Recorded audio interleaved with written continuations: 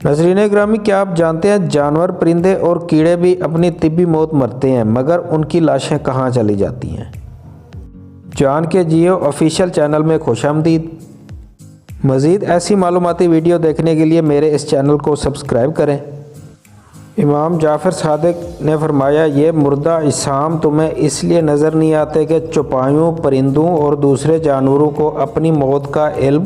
اللہ تعالیٰ کی طرف سے پہلے ہی ہو جاتا ہے، اور وہ اس مقرر وقت سے پہلے پہاڑوں کی غاروں، کھوؤں، درختوں کے کھوکھلے تنوں، زمین کے سوراخوں یا گہرے گڑھوں میں جا کر بیٹھ جاتے ہیں اور وہیں مر جاتے ہیں۔